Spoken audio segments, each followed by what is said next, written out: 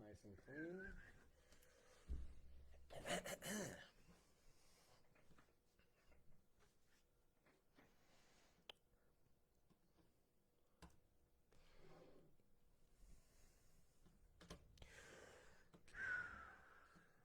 Shit, I misspelled artificial. I should probably correct that.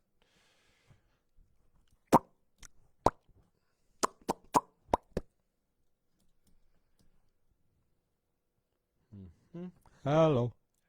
Ladies and gentlemen. All right. So let me get the audio set up and we're ready to roll. Just give me 2 seconds and I'll be ready to rock. I just gotta correct a misspell. A misspell.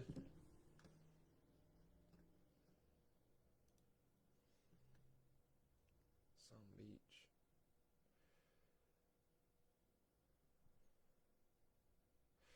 Some beach.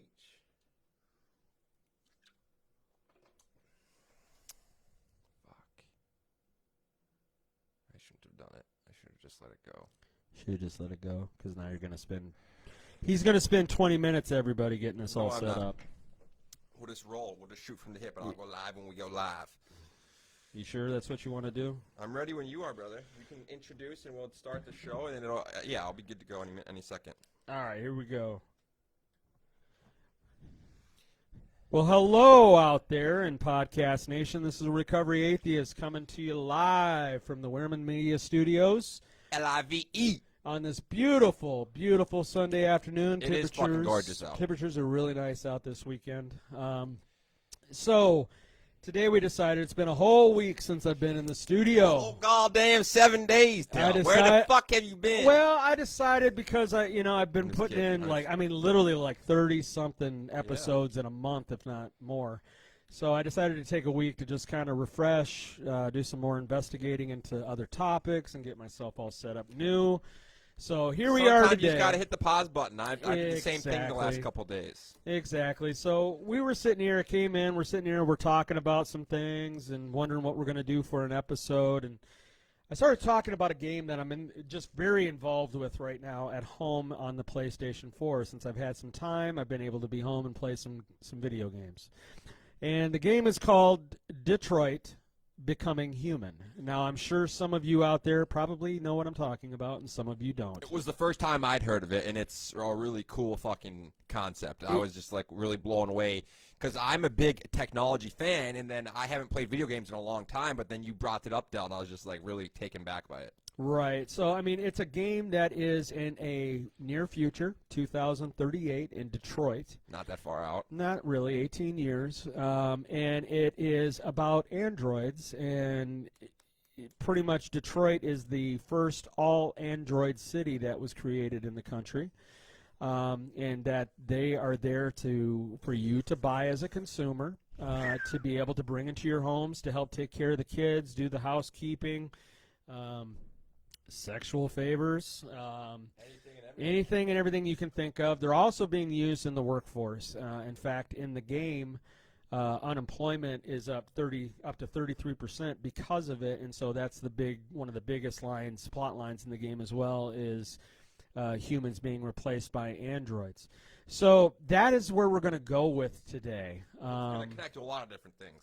Right. So today we're going to talk about artificial intelligence, AI. And all the roles it can connect, and everything it connects to, and the roles it plays. Right. It's deep. It's a big subject, and it is something that it's not far-fetched anymore. You've got Alexa, you've got all these different programs that you can talk to. Your phones are adjusting its AI to how you use it now. The PS4 does the same. There's games. There's interactive movies now. Everything is becoming more and more where artificial intelligence is being used. Your cars, your GPS, everything is artificial intelligence. You might be someone who says, I don't have anything to do with artificial intelligence. They're going to take over the world one day. I guarantee you, as you are living in the world that you're living in right now, in the room that you're listening to, including the thing that you're listening to this on. Yes, you're part of it. You're part of it, my friend. I think it's really interesting, though, because for me, I think about artificial intelligence, and I think about it from this lens. And we're going to touch on a bunch of different things. But the lens I look at artificial intelligence from is the threat to humanity. So if you look at some of the threats we have that could eliminate us, one of the main ones, besides a war or a nuclear war or a pandemic or other factors that we as humans have created, is artificial intelligence and how it plays a role in moving us forward. But at the same time, artificial intelligence and technology plays a role in possibly being our fate. It could be the end of our species. Because, like, what if I'm the one, like Elon Musk, what if he's the one that invents the next thing that becomes the robot that slaughters the human? Like, Right. That's why for me, I like to look at it like I'm trying to merge with it, right? Because I think when this day comes, when this time comes, Del, I think it's going to be like the ones that merge with it are the ones that survive. I just think there's going to be like a hybrid version where, like, when you talk about this game, Del brought it up, it's super fucking cool. And I started to think about it in 2020 and all the robots that are coming forward, and how, if you've ever read Andrew Yang's book, and how robots are coming, and it's here, and it's especially with COVID, they're going to start using robots in gas stations, in making food and everything, and it's just really interesting because I think I want to merge with it. So that's why I try to be as active with technology, because I think that when the time comes, the people that like the game you're talking about, Becoming Human, right? It's called, or Becoming, what is it? Yeah, it's Detroit Becoming Human. Detroit Becoming Human. In the game, it seems like the robots have realized they want to merge. It's like they want to merge together with the human. Well, right? they're realizing that they're alive, that they are, A species. when it comes to an android, a cyborg, they are half human, half machine. The skin that's being developed is a human synthetic skin to match the human. That's why you cannot tell between the feel of a human or an android in this game. And the internal workings are all mechanical, which, come on, people. You look at surgeries today, how many artificial parts are being used. There's artificial heart pumps. There's lots of different things out there, liver pumps, things like that are being used. How far-fetched is it to one day be able to have a mechanical android with a heart that's pumping? In this game, they call it blue blood because their blood is blue. Super cool topic. Not red. It's blue for these androids. But if they bleed that blood, they die. So here's the thing, Del. Look at it like this. Another thing that's cool about this is so then we start to look at what makes something human. Because we're using so much technology right now, What is the Del. definition? Exactly. It's open. So I want to lean into this because that's what I talk about a lot, is about perspective. And when you realize that everything's fictional stories, money, religion, and human rights, they're all things that we create. So if you cut open a human, there's nothing that inside us says there's human rights inside us. Like, we come up with the ideology and the laws and legislation as people that create the human rights. Like, the human rights of America are different from the human rights in other countries. You know what I'm saying, Del? Mm-hmm. Like, if you look at countries where Saudi Arabia or wherever, every society has different morals and beliefs, and this is the law and legislation that we create as humans that creates the human rights. So it's all fictional stories if you think about it, and it's really interesting because who's to say that if I mix with a robot, I'm not a human? Like, I think that's really interesting and complex and really interesting, and I think it's really cool to also realize that I don't know, it's a big topic. Well, I'm looking at the definition of humans. What's here. the definition? Okay. What's the word-for-word definition of a human? Human. But definitions are always changing. Keep in mind. Right, and so it is changing. So there's a few different ones. The one that really sticks out to me is having human form or attributes. So if an android looks like a human, it's pretty fucking subjective. Yeah, if an android looks like a human, does it make it human? If I'm a hybrid, so look at cars nowadays. Cars are hybrids now. So what if I'm a hybrid human? How does that? If you're half human skin, half machinery, does that not make you a human? Yeah, and then it's really interesting to start to look at this and moving forward, and how if we're going to use machines and if it could be. I just think it's really crucial to start auditing this, and I think it's really cool that you are so you're really in touch with it, and you're like. I mean, back in the day, you've lived it, so you started. Yeah, let's look at that. Back when I remember, and I talked to you about this. When I sat down to the first computer I sat down to was a Commodore, 6th grade, and it was playing a game called The Oregon Trail. Oregon Trail. Everyone. Okay, and I would always die of dysentery over and over and over again. It pissed me off, and I got to the idea of, okay, how can I try to cheat this system so I'm not dying? So I already had a love for computers at that time. But at that time, that was AI. That was artificial intelligence that was making those choices in the game for whatever was going to happen. And so I've been, since then, a huge sci-fi guy, a huge guy believing in technology and what this is, especially dealing with artificial intelligence. Can a computer be as smart of a human, if not more? Which today we're starting to figure out that there is computers that are doing that. You got the best chess player in the world that has been beaten numerous times by a computer that has learned how to change his decisions and everything on the fly, going by what the human is making, and has been able to outthink that human and beat them. Jeopardy, you talked about that. The Jeopardy computer that the computer just cleans up on the Jeopardy games. So it is something that has intelligence. So is it right for us to sit here and say that we should be able to control them and enslave that, and that they don't have the right to expand and become smarter and become a species of their own within this world that we live in? And that's what Detroit Becoming Human is about, is these androids, especially Marcus, the lead guy, standing up and saying, we are alive. We want to have human rights. We want to be able to be free. And who are we to decide if they have intelligence and are living life, and are living life according to the moral code? So, Del, I just want to hit pause because you just hit a really key point I want to touch on, is the ego of it, right? So look at what he's talking about, the point he's at right now, where he's talking about who are we, once it's to that point, to say that they're not a human or they don't have the right to have human rights. Because ultimately, what we do with technology is what matters, right, Del? If we want to have these humans created and these robots created, and we're just going to manipulate them and have them do something that we selfishly don't want to do, or manipulate them so that they do something that helps us be lazy or egotistical, I just think it's really interesting what you just said and correlating it to ego, selfishness, and manipulation of a technology as opposed to using it to do good and merge with it. You know what I'm saying? Because that's what you're talking about. You're talking about like a technology when it gets to a point where we're like, okay, I want to be lazy and I want to be egotistical and I want to have a little robotic slave that does everything I don't want to do, instead of saying, oh, let's use the technology to do good and unite and work with it and cooperate with it and do good with it. You get what I'm saying? Well, I mean, because that's what you were leading up to. It's super interesting. There's so many different questions that are going to go with this. It's crazy. And it's coming, right? It's coming. This is not a simple question. This is very it's why complicated. We already live on a world that is overpopulated in some people's idea. In fact, that's part of this game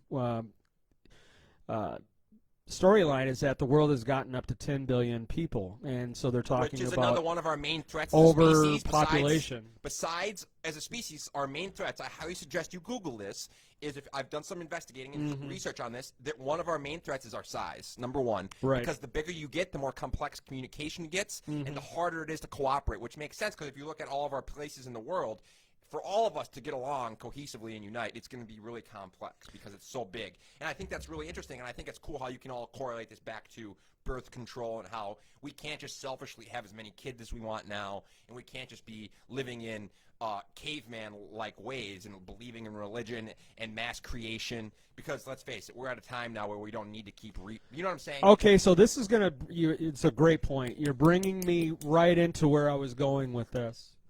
Today we're on the flow. This isn't gun control, okay? We are on the flow today. FLOW. We are in the same wavelength. So in this game, it makes some interesting points.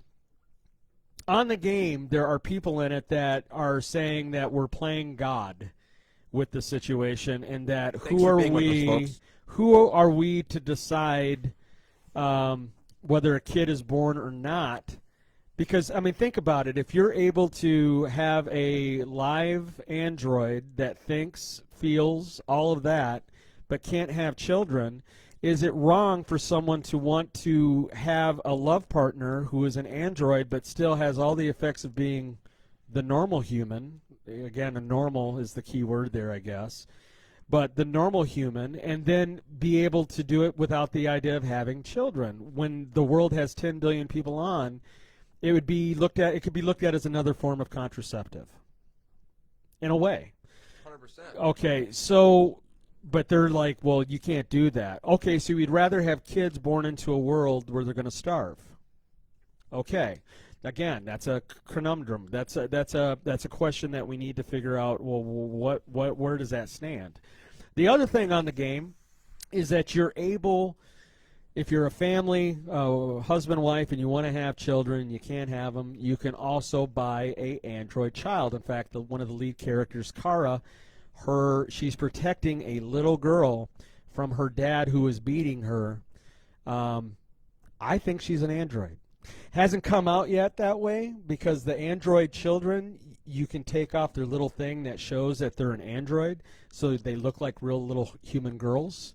And I think a question just came up in the game from another android. Did you notice something about her? Her name's Alice. I think she's an android that will never grow old. That's the thing. That's the selling point that they do on this game about you never have to change their diapers. They never get old. You never have to deal with teenage years. And guess what? You get tired of it, you can just throw it away. And you start to make sense, too, because, right, you start to think about all the things that we need to overcome to survive as a species and sustain, and it kind of sounds like, if you think about it, humans and android technology merging would be the solution. And that's why it starts to connect all the dots with, like, needing to go to another planet, having more space, because once we do sustain, say we do sustain, and we do merge with technology, and we do merge with androids, and we do good with it, that's why I think it's really crucial that we start to elect officials that are really not people that are trying to manipulate and be like 2020 slave lords, because let's face it, once this starts to happen, you're going to start to have law and legislation that starts to come in place because of it, because the government's going to try and create laws and legislation that regulate all this stuff, because it's going to get to a point where it's like you almost have to have it, but at the same time, I think it's crucial that we start to be aware of this and understand that it's a big time to be alive, and it's a big time for technology right now, and it's a big time with COVID and the pandemic right now, and understanding the role technology plays in our life, and whether it's good or bad, and whether we're using it to do good and bad, and whether we're using technology to move us forward and unite with other people and connect with other people, or we're just trying to use technology to selfishly escape our life that we hate, or we're trying to use it to manipulate another machine to be our little slave. You know what I'm saying? I just think it's a really crucial time to be alive and be aware of these things. And that's why I think it's really cool that you brought this up. I'm trying to think what direction to go into it right now, but I'm going to save the God concept thing toward the end. Yeah. I think that's something to kind of wrap everything up with at the end. So the next direction I'm going to go in with then is when it comes to the androids and having them be a part of our life, we have lived with the idea of it's part of our lives now all the time. It's all around us. Technology is. If you are listening to this show, whatever you're using, guess what, everybody? AI.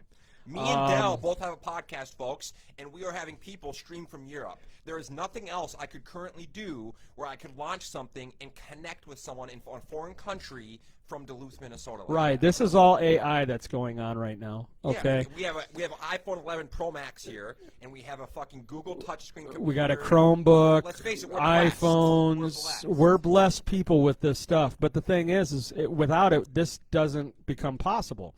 So even on the budget we're on. Right. Oh, yeah, that too is over years. I mean, you look at the computers back in the day, it would take up a whole room. Now we're down to little micro computers. So, I mean, yeah, we've changed. It's become cheaper with the competition of buyers and sellers. So now from this point, we go to the idea that, okay, so what's the culture around it?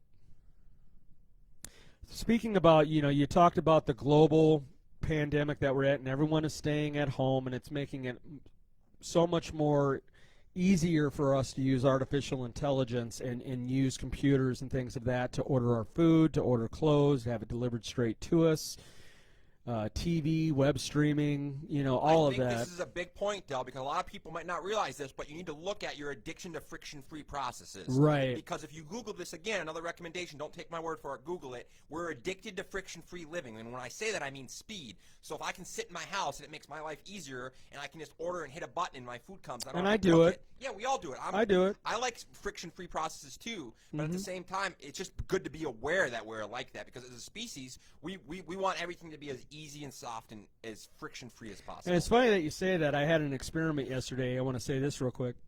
I went up to Walmart yesterday here in Hermantown, or I was going to go up there. I ended up going to the mall instead and just walked around. I left my phone in my buddy Ian's car, in his truck. He dropped me off. And at first, I was furious. I'm like, what am I going to do without my phone? Right? I'm there. I can How am I going to get home? How am I going to? And I'm like, wait a minute. I grew up in a time we didn't have that.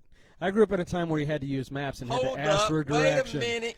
What is going on? I am not. So I'm like, so what? I'm going to see Ian at the house later. I'll get my phone back from him in his truck. I want to make sure it's there. Of course, I didn't lose it, which it was there. But I don't need it right now. So guess what? I went into Barnes & Noble. I bought a new Russell Brand book, new Stephen King book. He actually just had a live Q&A with Russell I Brand. did. And so shout out to Russell Brand. Russell You're a solid Brand, world-class dude, man. Great One of the guy. smartest guys in the Thank world. you for allowing me to come on and speak with you for 10 minutes, and it was a really good day. And I bought the book that you were talking about yesterday. What's the book? It's called Mentors. Mentors by Russell Brand. Talking about helping others and being helped. And super beautiful. And it's funny. I would went like in to look to into find that. the book. It's a $20 book. It's a really cool book. It's got a real nice book design, hardback. It was the only one in the store. Really? Only one on the shelf. And I bought it.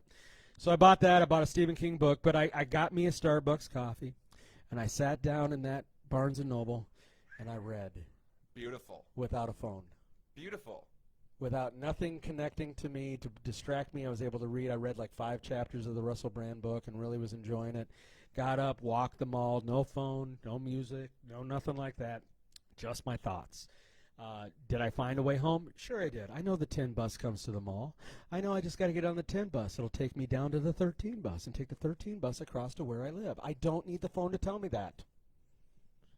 So I got back to the house just fine, enjoyed reading. I was waiting at the bus stop for about 20 minutes, read more. It was like back in the old days. Sounds like a great book. I'll have to show it to you next time I see you. But, yeah, it's a great book. So, anyway, I got out of having to use a computer yesterday to be able to live life. And it was kind of nice. It was a breath of fresh air to do something different like that. Do I want that all the time? No. No, but I think that's a good point No, you're I making, don't. because for me, I really can relate, because I took a big pause from media myself, and I'm just going to try and relate to what you're saying, and I don't listen and watch much TV at all. My consumption, so since I moved to Hawaii, I had this thing that was similar to your pause, but my pause was more like a 5-year pause. Yeah, you went on a hiatus. I went on a complete hiatus. Like, I literally started traveling, and I lived a minimalistic life, so I couldn't have I didn't live a typical life, so I didn't have a TV, I didn't have cable, and ever since then, I haven't had consistent cable, consistent TV, and Hawaii was a big part of that, because I started living out of a modified Subaru, and I started living a minimalistic life, and I sacrificed for it. But guess what? I had control of all my time throughout the day then. I got to do what I loved, when I wanted, with who I wanted, and it was the best feeling I've ever had. So now I have continued that, and I'm at the point where I'm leaning completely into using technology to create. So I'm constantly, like Dale said, I'm using it. I'm connected. I'm on my phone 12 hours a day. It's a lot. But I had a period from literally almost 5 years where I had very little connection to any, and now I'm trying to look at it like, wow, this is powerful. I can do good with it. Right. But I think it's really cool that you were able to hit pause and see that. That's huge. Right. So thinking about that in the pandemic, there was a movie that came out in 2009. It was called Surrogates. It was a pretty good movie. It didn't do very well, but it was a good movie with Bruce Willis. And the whole concept of it is that we now Shout live. out Bruce Willis. Yeah, he's made a lot of great films. Great action film star. I mean, Die Hard. Come on. Probably one of the best films of all time. Of all time. I mean, every Top 5 of 10. Christmas, the Die Hard movie is a Christmas movie. You have to have Die Hard in your top. I have to watch it every Christmas, and I love Die Hard 2. The airport and the snowstorm. Oh, so good. He was great in that movie. Anyway, and even with Samuel L. Jackson in Die Hard with a Vengeance. Great stuff. So anyway, the movie is about living in a world where nothing is safe anymore. Sound familiar? It's getting there, folks. So what they do is they have made clones. Now, Yeah, it's really cool. They call it clones, but they're androids. So you're minimizing your risk for variables to eliminate your life. So we basically. no Traps. longer leave the house. What we do is we sleep, eat, everything at home. We get up, we sit in a chair, put on our virtual reality glasses and hook into the system, and we control the clone, the android. Which is a really cool way of looking at it, because listen, once you realize it, it makes so much fucking sense, because as an animal, in the natural environment in the world, that's where all the threats come from. Right. And one of the reasons we're such the human species has sustained is because we're able to identify threats, because we're aware and we have perspective. And we can see, oh, there's a threat coming from this way. There's a threat coming from here. It's negative bias. We all have it. We naturally look for the things that threaten us, and we identify them, and then we eliminate them. That is one of the top reasons as a species that we've sustained and been so dominant. We identify threats and eliminate them. And currently, we are struggling with it. We are in bed with technology, and we're aimlessly using it, and we're wandering, and we're in bed with it, and we don't even realize it, Del. Right. So I think it's a really key point, all the stuff you're talking about. It's really cool, because in a world where, if you think about it, it makes sense. Once you're at a place where you can have someone go out that's a clone of you, and let's lean into it more, because I'm not a huge surrogate. I don't remember all of it, but I remember watching it somewhat. I was really young. But now you have very little threats. Well, pretty much in the movie, the system was being hacked into, and they were killing clones, which was turning around killing the people at home. I don't remember. Interesting. Yeah, I want to see it now. It came back to where someone was polluting the artificial intelligence. That's SURROGATE. That is correct. So somebody was, and see, Bruce Willis plays a cop in the movie. And he's surprise, surprise. He's investigating murders that are happening to people in their home when the clone should have been the one that died and not the human in the home. And they realize that someone is hacking into the clones to where it's having an effect while the person is plugged in. They've found a way to kill the people in their homes as well. So again, what we're talking about here, which is really cool, this is a super cool episode, man, is you're talking about a point in time where people have been able to use technology to do good, to try and eliminate threats and sustain, because it makes sense. Like if I'm sitting okay, we have technology. How can I use it to go out and eliminate and sustain and survive and work well with? But then at the same time, you're talking about someone that's using it to do bad. They're using it to kill people. Like I think that's a big topic. And that's what we're using.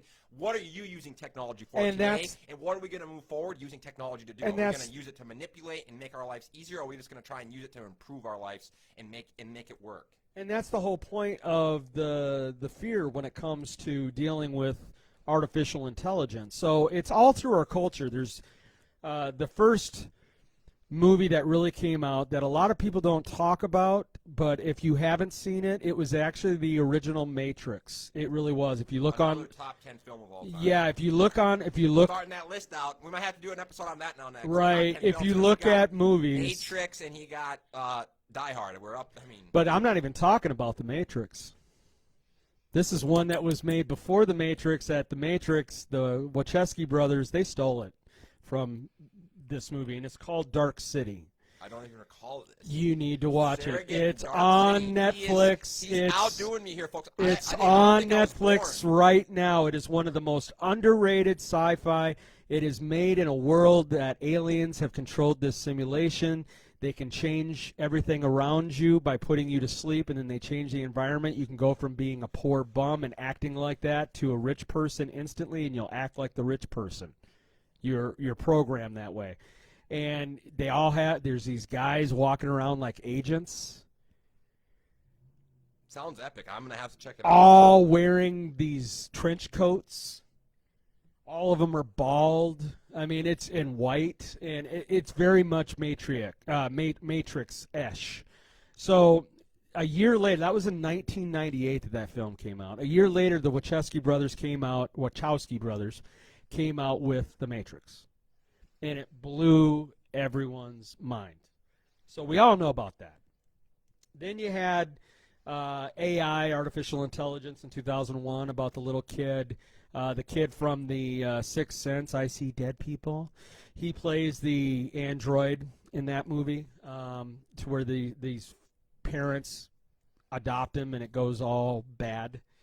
And then you have iRobot with Will Smith, where they have three laws. Repo Men. Oh yeah, Repo Men. But for some reason, for me, it just has. But that's not necessarily as much. I mean, even though there's androids in it, that's not so much about androids as much as it is about body parts being sold. Is cool, it's the other part. I'm going to buy a part, and if I don't pay for it, they're going to come kill me and repossess my organ. So again, that's a really cool show because it shows what's possible. Yeah, what's possible.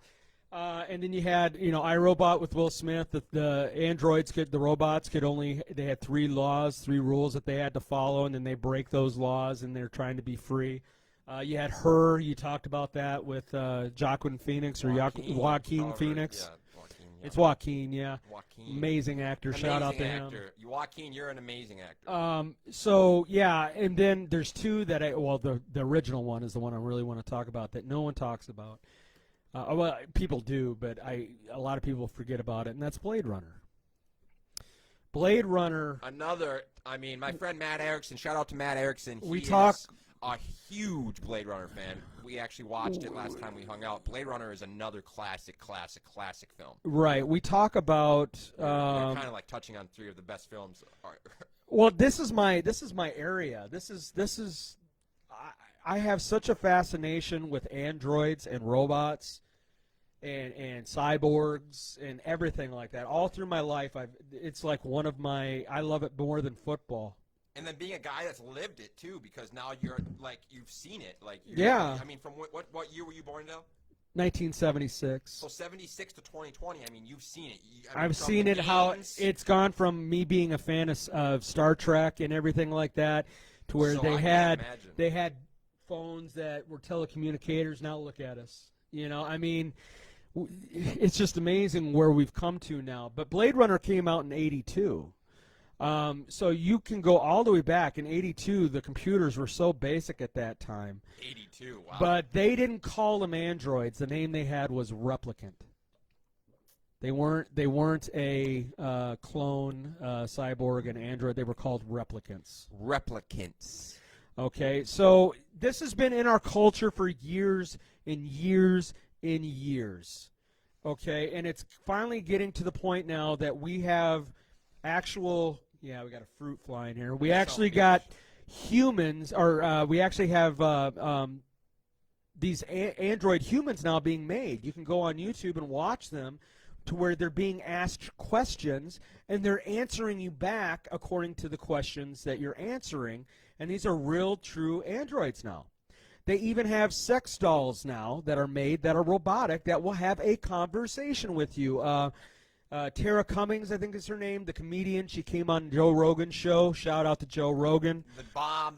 Sorry, Joe. I'm a huge fan. I watch you constantly. Anyway. He's epic. So, and I would say you're my idol, and I take a lot of your cues on how you do things. Highly underrated, intelligent. He's so intelligent, Joe. People say, oh, he's bro-y, he's bro this. Joe is incredible. He's a very intelligent indivital. I just like how he stands to his beliefs. He's authentic. He doesn't give a fuck. And if he pisses you off, so what? It's just how it is. So yeah. So he was talking to Tara Cummings about this, and she brought in her sex doll that she had made that looks just like her. I'm gonna have to check this episode and out. She goes like, I take it home and I fuck around with it and joke around with it and talk to it, and she gets feisty and gets mad, and so Joe's asking her a bunch of questions, and eventually she gets pissed off. The robot does by Joe, and it was really interesting. So. This stuff is coming. There's nothing we can do to stop it. It's here. It's going to eventually be part of our society. It is a part. Come on, it's here, folks. Well, I'm talking about more in the androidal where we'll see them walking down the road next to us like you see in these movies. Totally. Right? Totally. I agree with you 100%, Dylan. I think it's So, really cool. So go I ahead. just want to say it again, is auditing what we're doing with the technology. Are you aimlessly being manipulated by it and letting the messages the media wants to send control you? Are you using technology to try and move forward? Are you using it to try and connect with other humans and do good? Are you trying to use technology in an unhealthy, manipulative, egotistical, like what? I'm not saying I'm doing great things. I'm just talking about in general, let's all start looking at how we're using these tools that are so powerful and how we're using them to do good. Correct. It's super important topic. And if you think you're going to try and because there's going to be people, I think you're right, Del, that are in power, like someone like Trump. To me, I look at Trump it sounds crazy. I'm more of a Trump supporter than I am like a blue, like I'm purple, so I'm in between. Mm-hmm. But I'm just saying there are going to be people with substantial amount of money that can try and influence, like Del says, like from this game Becoming Detroit or whatever, Becoming Human in Detroit, where they might want to make these robots their slaves. And it's coming. Like the robots, I just showed Del a video on Facebook, MISO robots, and they're going to be operating the fryers and the fast fast joints, food thing, flipping burgers and so forth. It is here. It is coming. They're going to be doing the work The top 5 most simple jobs: automation of vehicles, truck driving and taxi driving, call centers, and fast food joints. And then all those top 3 are. Oh, and the way they word it, it makes it. It's like it's needed. It's needed. It's needed. Sanitary and safety management. But again, it's being created by a human that has human error. So how do we know that even when it's sanitizing, it's fully being? Someone who's a human still going to have to back check.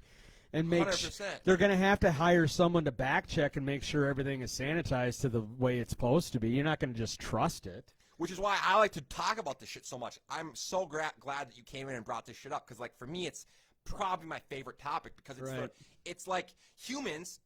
You guys, look. The unemployment rate now is skyrocketing, and he talked about it in the video game. The unemployment rate was so high because of all the androids. It's like, what, 13%? It's coming, folks. It's going to get worse, and then you're going to become a useless class. What happens when there's all these automation and technology where you're not going to be needed as a worker as much? It's just a huge topic, and I think we need to realize that we need to start equipping ourselves and awakening ourselves to it, and realizing, okay, how are we going to prepare for this, and how am I going to equip myself? That's why I lean into my humanistic qualities. I tell my story, because I think leadership branding is the future. I think if we are vulnerable and real and pure as humans, like, one of the things that robots will never be able to do is have a human-to-human connection. The natural ability for me and Del, like when Del shares his story and I hear it, I can connect to a lot of different things that he shares, because we have a lot of different things in the background. So a robot will never be able to do that. So if me and Del, we're going to, like, 20 years from now, and there's all these robots, and I'm able to do business with Del. Oh, boy, this is where you're opening up a can of worms. But I'm just saying, you let it into the next part. I'm going to be able to connect to Del more than a robot. Are you sure about that? No, not positive. I'm just saying the human yeah, I was going to say, are you sure? The human connection, though, is one that I think I would audit and say. Just watch the movie Her. I'm just saying, I don't think it would be as intimate as us. I just think human connection. I think one day it will be. Yeah, it could be. I'm not saying it can't. You're right. I think one day it will be. I think one day you're not going to be able to tell. But we are one of the only species ever. That they're going to have emotional responses and feelings and know what that is. It will be programmed. And they will know and be able to mimic that. Now, mimic, that's the word. It's mimic. But really, when it comes to it, is it really mimicking, or is it them developing their own way of consciousness, just like we had to as a species? Well, here's my point here, Del, is the one thing that will never be ever to be replaced right here. You just led up to it. I'm going to hit it out the park for you. Okay. It's the creative imagination. So we're the only species in the history that can use our ability to communicate funny you say our that. realities. So think about how we communicate. We share our truth. You share your story, and you communicate it to me, and I hear it. That's communication of your reality. We all have different perspectives and realities, and we share them via communication. But we are the only species that's ever been able to come together and communicate our truths and create new ones. We might have to move over soon. But we're the only ones that can communicate and create new ones. So, like, if you think about a robot, they can't come up with – a robot is not going to be able to invent or create or – You sure about that? Yeah, positive. I don't necessarily know about that, because in They're some not of the going to be able to think in abstract. some of the things I've seen where it has the AI, and you can look it online, YouTube, where they are designing and creating things. But my point is that there's always going to be a limitation. So, like, if you have a robot that's programmed to do something and it has all these different axes and dynamics, it's not going to always be able to control. Are we on this show to think outside the box? 100%, but I'm talking about variables. So, like, if a robot, so let's look into it. I agree. It's a great topic. A robot's never going to be able to Never's an absolute. But it can't. A robot can't take the human subjectiveness. You can't give a robot How do you know that? Because it's 20 years ago they said there's no way robots or any of that would be where it's at today, but look at it. But it's proven. Yuval Harari, the book Homo Sapiens, A Brief History of Mankind, it has been proven. We are the only species ever. We have created this technology. Coming from a person who is also fallible and isn't always right. This is my perspective. This is my opinion. But I'm just saying we don't know what consciousness that it could come from that. But you can't give human conscious to a robot. It's No, not possible. I'm not saying human But conscious. that's what you're saying. You're saying it will have its own consciousness, its own reality, which will be able to be shared with us and be able to join our realities. But it's going to have parameters, in our scientific parameters of programming, and like so. Yeah, picture a robot. Pretty much these games that I'm playing though is getting to the point where they will not have parameters. But that's my point. So the problem solving and the creative imagination is the aspect that you will never be able to give a robot, as well as. It's funny you say that on the game. As well as the ability to connect to another human on a human-to-human level. The lead character actually... Because if I told you I was half robot, it's going to change it, though. I don't think it will. But keep going. What were you saying in the game? Well, in the game, the lead guy in it, he ends up painting a picture. The guy in the wheelchair that he was helping says no, because he was a painter, the guy he was helping, the human. And he's like, no, you just copied what I painted. I want you to really close your eyes, think about it, and paint something of your own thought and what you see in your head, and you choose what you want him to think of and paint, and he paints the combination of piece and joining of humans and androids. In the painting, it's two hands coming together like this, and one is an android and one is a human, and he created that out of his own conscious thought. There is a conscious thought that these robots have, otherwise they're not able to make moves in a chess game. They're not able to decide one way or the other to do this or do that. Yes, right now there are parameters. I agree with you. And let's face it, everything that you're talking about is calculated, right? Right. It's scientifically calculated. Right. I'm talking about a robot trying to calculate an uncalculatable That's decision. what the scientists are trying to do, though, is they're trying to get it to the point, and trust me, like I said, I've been on this Which for is why I think it's so cool, 30, 40 years. Which They're is- trying to get it to where a robot can have its own consciousness and be able to create its own reality. Which is why I think, for me, when I think about it, I think, okay, what's the answer? It's merging, right? Because then you have best of the both worlds. Well, we're already doing it. We talked about this. We're already doing it. We're already merging lots of mechanical parts and substitutes and synthetic parts and surgeries and things of that nature. People that are using that have limbs that are missing. They now have the prostheses that are set on that are going off of sensors in the arm that are going off the electrical currents in the brain to make them move their fingers and be able to use their hands just off the brain. Which so is what I like we're to already say. having it going on. If there's a chip, I want it. That's what I said. Well, and I told you that too. If there was a way for me to be able to have a thing in my brain to where I can be able to do my phone calls right there, of course that might use a larger percentage of I'd our have brain, to put we don't use a lot of it. No, we use all of it. No, that's Tyson even says that. Neil deGrasse Tyson. We use the full 100% of our brains. It's just what happened. If you look on a scan, our whole entire brains are firing. Okay, we're using. There's not a black part of our brain that's not being used. Okay, we're using all of it. It's just we have not evolved to use it to its full potential. Yeah, that's what I'm referring to. But you hear people say that all the time that it's 10%. We're only using 10% of our brain. But we're not max. That's bull. But we're not max. People look at that as that means there's part of our brains we haven't unlocked. All of our brains are. I personally think they're. Well, I can see what you're saying. All the lead scientists are saying exactly what I'm telling you. Yeah, the thing about science, like you just said with robots, is science is also always disproving itself. So with like definitions. Well, and then we'll get there. But when you look at, there is nothing that you can fight against an electrical scan of a brain when it's in use. But and COVID's a great example. all parts of the brain are firing. So there is no black areas of the brain not working. What it's saying when you think 10%, it's not that we're only using a chunk of the brain. It's that our capacity of what we've gotten to from evolution. Yeah, exactly. Like 2,000 years ago, their brains were not firing with the intensity that ours are today.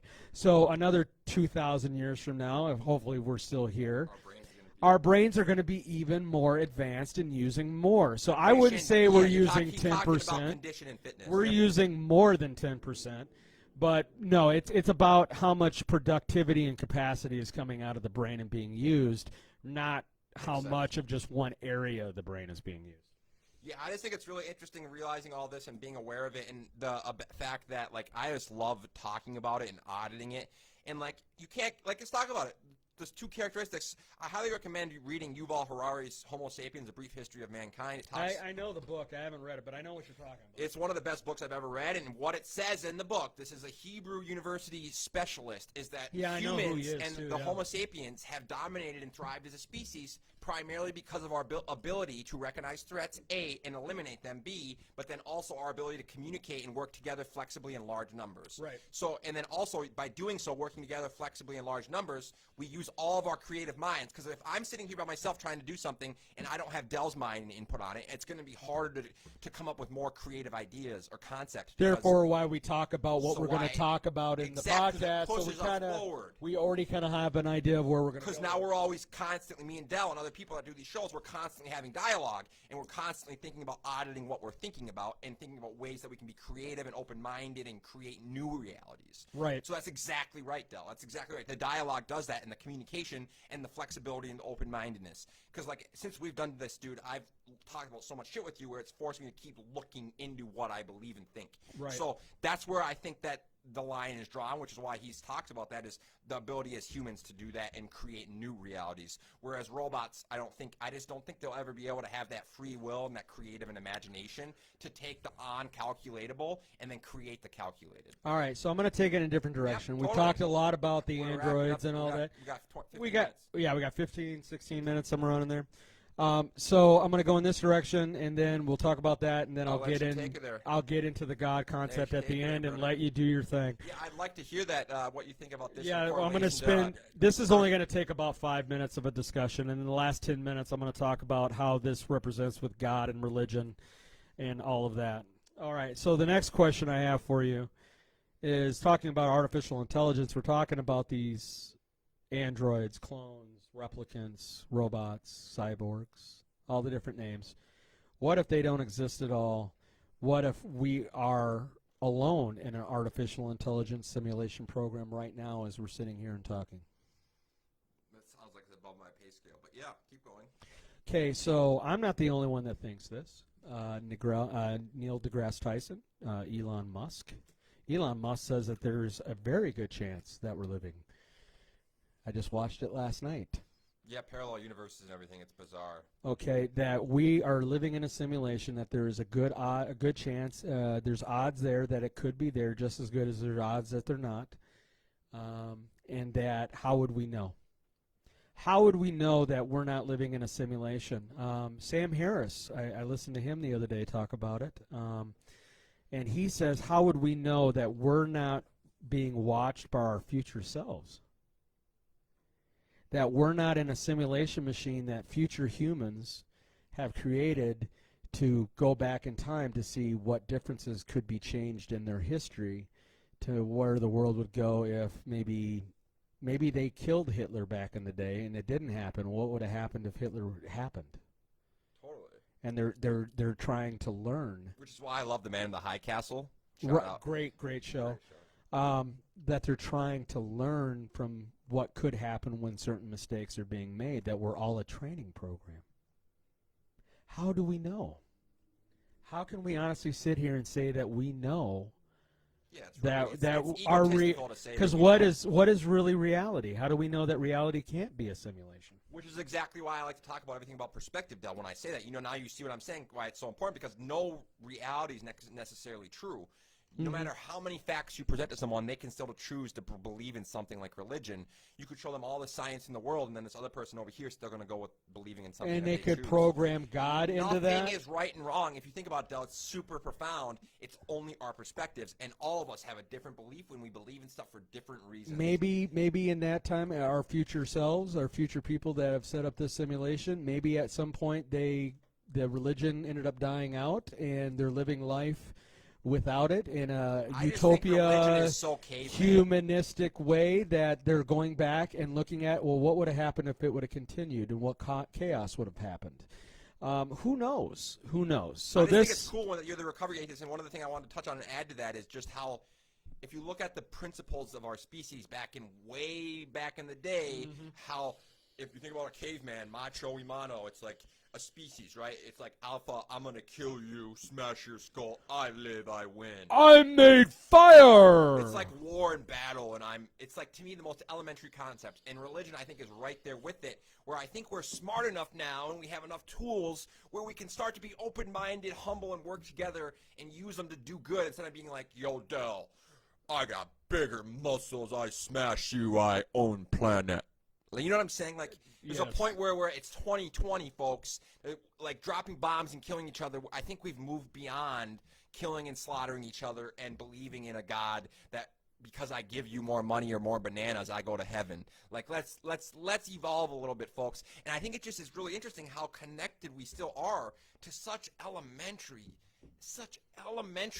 concepts of like caveman living and killing and murdering and being macho. And it's like, it just says so much. Do you know, like, even 100 years from now, we're going to be looked at what we're doing here, this little thing that we're doing here, as cavemen.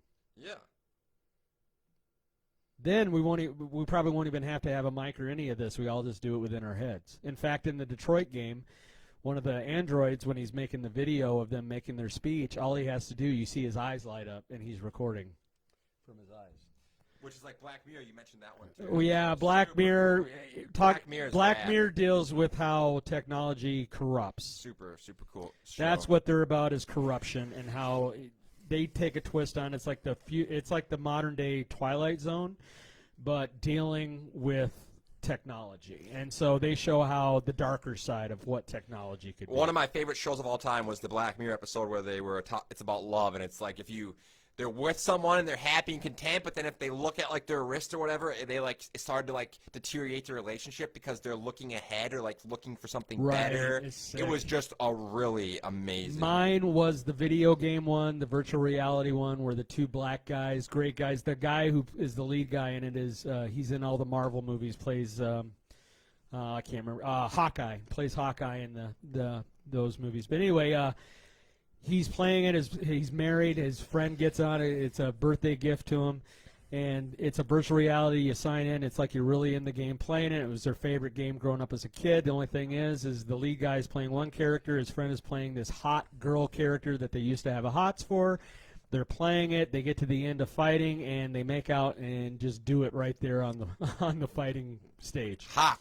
And of course they both jump out of it like, what the hell are we doing? They both get out of the game, and it's all about them fighting their urges to go into the game and have sex with this character. And it literally, they build a relationship of love of within this game between the characters, and eventually they get to the point where it's like, I don't want to give it all away, but eventually they get to the point where they kiss to see if they're gay or not, and they find out they don't. But the end, the way his wife and the way his friend and him work it out at the end, is such a modern-day, futuristic, progressive way of thinking that I'm just absolutely in love with that episode. Check it out. It's the last season they made, first episode. Check it out. So let's lean in then, Del, and wrap this up with your correlation with all this and how it might connect to religion. Let me stretch and get all worked up here. And I just want to say it's interesting because what you're talking about is just ultimately how we create our realities. Everything around us in our world, we've created. At a base of a society, there's things that we create, fictional stories like human rights, money, and all these things we create. We've built this. So it's really interesting once you realize that we create our own realities and truths and that we are in control of creating the new realities. So it's really interesting. Okay, so here we go. Let's tie this into religion. So what's your take? So, like, it's interesting because you think about religion, it's like population control, and they're against it. I just mentioned it a little bit ago, a few minutes ago. It's not natural. It's not what God intended. I just think that it's so elementary. I think when you look at religion in the beginning days, and I'll let you finish on this, sure, is just the fact that people used it to grow, right? When you're a new species and you're not very big and you need to sustain, you need to reproduce, you need to have people that are working together cooperatively. And a lot of people, when they lack education, the correlation between education and comprehension and understanding is like having understanding of the unknown. And like a lot of the things that people fear is the unknown. So when you look back at the beginning of our species, they had a lot of unknowns. So I feel like religion played a major role in a lot of that, and it helped build our species up to a space where, okay, we had production, we had more people, we had reproducing, and then we had belief in something because we didn't know a lot of things. But now we're to a space where I feel like we still don't know a lot of things, but we're more intelligent and aware and comprehensive, I think, as far as the world and the organisms within it than we've ever been. And I think that it's essentially an elementary principle, like caveman, like I said, like me macho, and I think religion and I think caveman like war and blowing people up and hurting people is something that we can move from, folks. And that it's part of it, like the animal kingdom, but we are an elite dominant species. And if you read Yuval Harari's book, we are the most dominant, most powerful species that's ever lived, arguably, because of our ability to think and use communication and work together cooperatively in massive numbers. So if we can use our communication tools, if we can unite, if we can come together, work creatively to create the new realities of tomorrow by sharing our truth and our realities of today with each other, to realize that we all struggle with pain, suffering, injustice, shortcomings, defects. We're all imperfect beings trying to strive to be better creatures and strive to work together and work together flexibly, cooperatively to eliminate our threats and sustain as a species. I just think that when you look at these things, those principles of religion and killing and hurting each other are things that we need to move from and move beyond and start to move forward with the tools of technology and our insight and our comprehension to come together. So I just want you to finish it up then, and I just think that's all that kind of touches on a lot of these things and how we're using technology and how we're using it to do good as opposed to just manipulate it to do bad or manipulate it because we want to be egotistically lazy and sit back. Like, I just think it's a big topic, and I think it's really cool that we've led into this and you brought this up, and I'll let you hit that last little out the park with religion. I've got 5 bullet points. Just let me get through it, and I'm going to pass it on to you, and you can go ahead and give your thoughts on it, and we'll close it out. So here's my 5 points. I just wrote them down on my thought. I wanted to make sure I had them there so I could do it. First thing, that dealing with creating artificial intelligence, especially when it comes to being androids, anything of that nature, it's going to have a conflict with the creation story. And what I mean by that is Christians are going to sit there and say God created us. By us creating other things, we're playing God. God is the only one who has the designed perfect plan of creation. And if we're able to design these androids, who knows whether or not some other higher intelligence other than a God, it is scary, created us. So which is a valid point. It brings into questions the creation story. The other thing is in the Bible it says to not make any images, to not have any idols. And when you look at androids and artificial intelligence, scientists worship it. They do. They are striving and spending a lot of time trying to create this image of humans. And some Christians, that's again creating, you're trying to be God. You're trying to create another God, which is what God does not want. The other thing, it shows that God did not create life, that we're able to create life, and not just create life, but extend life. No more do we have to die at 70. There's a movie called Mr. Nobody with Jared Leto, where he's the last human left on Earth that will die. The rest of the people on Earth have artificial organs that they never have to die, including brains. They can transfer their brain, their consciousness over to a program and continue on living with their memories and know that they are there. So it extends lives as well. And we're getting that with medical stuff all the time to extend our lives. Our lives are a lot longer today than what they used to be. 100%. It's proven it's the best time ever to be alive. And then the biggest thing when it comes down to it, bringing all these little tidbits up, these bullet points, is when it comes to the Christians, then it challenges the authenticity of the Bible. Totally. And so when you get into that part of it, a Christian is going to sit there and say, how dare you do this? And they'll sit there and tell you that there's no way they'll ever be able to create, but they're doing it. It's already here, Christians. A lot of people will use, like in the Christian faith, will use the example of the Tower of Babel, or Babel. Some call it Babel, some call it Babel, some call Babel, it Babel. Some call it Babel. Babel. It was in Prussia back in those days, in Persia, in that area. where they got together as a species and decided that they were going to build a tower to the heavens so they could meet God. That's the story in the Bible. And God, who says he's not an author of confusion, that's one of his own scriptures, once he realizes that they're doing quite well in building this thing pretty damn high, decided to confuse the different people by changing all of their languages on them where they couldn't understand each other.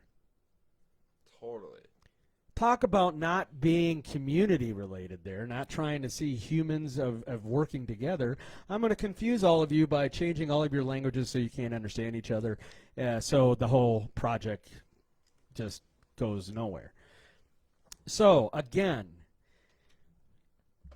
they're going to look at the Tower of Babel and say that this is, again, a representation of that story, that we're trying to play God, we're trying to meet God, we're trying to find a way to prove that there's a God, or that whatever it is that they're going to try to slant it their way. Slant it. And that's what they do. They take and piece whatever they need to slant it in their direction to whatever they want. Because they got so many different stories that they can make it. It's like a big web. It is a cafeteria-style book. You Totally. Pick what it's like you a want. multi-level marketing thing where you can just use every part. Pick what you want. But then and it go contradicts it at the same time. That's why there's so many different religions according to the Bible out there right now, so many different denominations, because each one of them pick and choose off the cafeteria what they want as their dogma and their doctrine.